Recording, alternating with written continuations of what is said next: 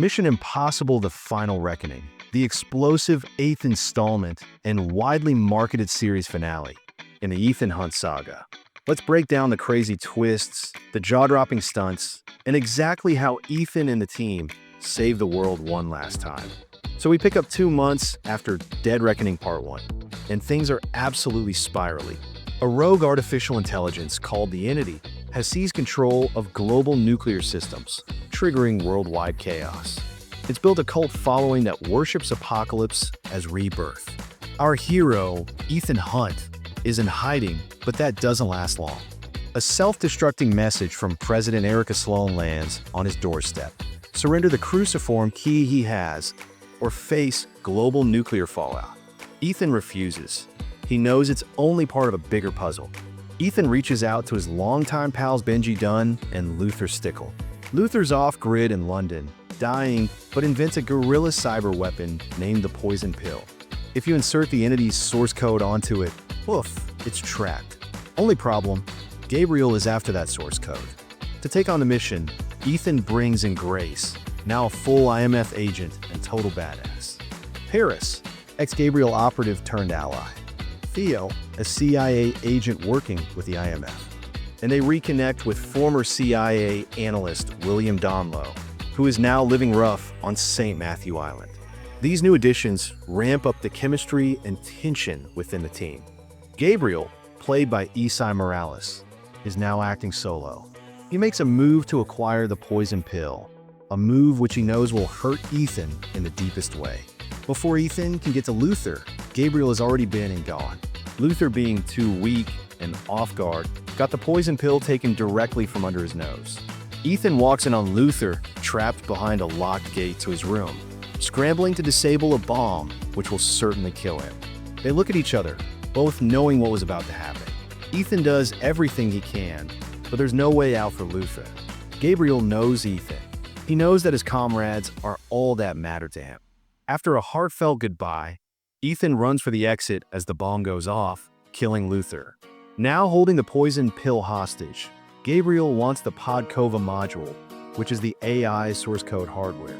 Residing in the sunken Russian submarine, the Sevastopol, and Ethan must beat into.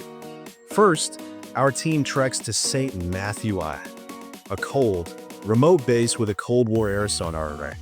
Domlo, exiled after the original CIA break-in, recognizes the Sevastopol signature and gives them coordinates, while Benji and the crew fight off a squad of Russian mercenaries to protect him and his wife.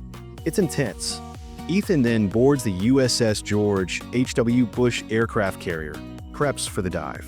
He jumps into the frigid depths and makes his way into the Sevastopol wreck. He grabs the Podkova, but the submarine shifts and sends him sliding down the continental slope.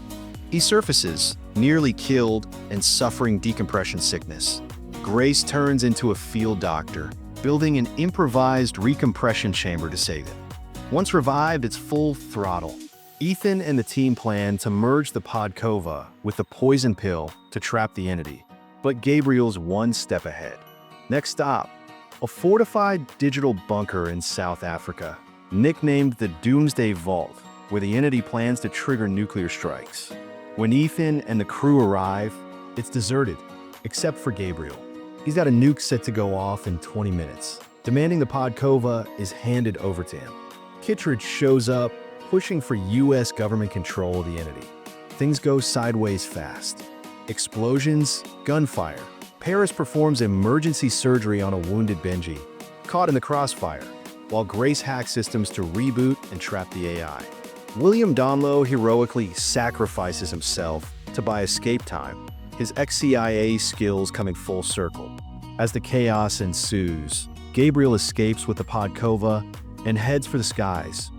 Gabriel then escapes in a vintage biplane, and Ethan goes after him, mid-air boarding and engaging his enemy.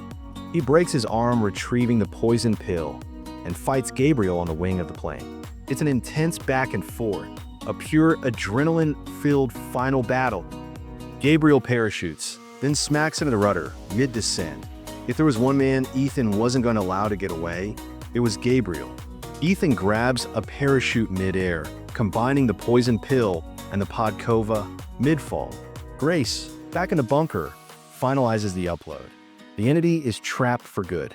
With nuclear launch systems offline and no way to activate the entity, disaster is avoided. Humanity is safe thanks to Hunt's team. During his descent to base, Ethan gets a farewell message from Luther embedded in the poison pill software. Luther dedicates his sacrifice to the oath of the IMF, and the hardware self-destructs, so nobody can reuse it. And that's mission accomplished. Ethan hands remnants of the Podkova over to Kittredge. Jasper Briggs reveals he's the son of Ethan's original mentor, and they reconcile with a handshake. In the final scene, Ethan, Benji, Grace, and Paris are in London. Grace boots up a drive that holds a locked-down version of the entity. They share a silent farewell. Each heads their own direction, and the world breathes easy. For now, critics generally praise the spectacle, especially the underwater dive and aerial biplane sequence, but called out the bloated runtime and sluggish, exposition-heavy first act. Some felt Gabriel lacked depth. Rotten Tomatoes sits around 80 to 88%, which is lower than earlier classics like Fallout or Dead Reckoning. Reviews called it sprawling, sometimes messy, but still a worthy send-off. Marketed as the final chapter, though creative notes suggested possibilities beyond. Tom Cruise publicly confirmed this is the final film for him as Ethan Hunt in mid-2025, and we think this was a great send-off for the crew. The underlying message of camaraderie and brotherhood, which spawned all the way back in the original, and the team taking on AI, the ultimate enemy of any movie franchise yet, was a satisfying wrap-up for the legacy that is Mission Impossible. Mission Impossible: The Final Reckoning is also an ambitious, polarizing capstone to the Ethan Hunt saga. It drags a bit in its early half with flashbacks and expositions, but when it kicks into the second half, underwater dives, mid-air biplane showdowns, it delivers franchise-level adrenaline. Emotionally, it ties up decades of thread lines: legacy, guilt, betrayal, and sacrifice. And in the end, Ethan still chooses humanity over control. If this truly is Tom Cruise's final mission as Ethan Hunt, it's a franchise end that dared to go big in action, nostalgia, and stakes. Whether you loved or cringed at parts, you can't say it went out small. Thanks for riding with us on this final mission. Let us know what you thought in the comments. Did the entity feel like a worthy villain? Which callback hit you the hardest? Are you satisfied with this as a finale, or hope for a reboot? And now, your mission. Should you choose to accept it, like, comment, and subscribe to the channel for more breakdowns.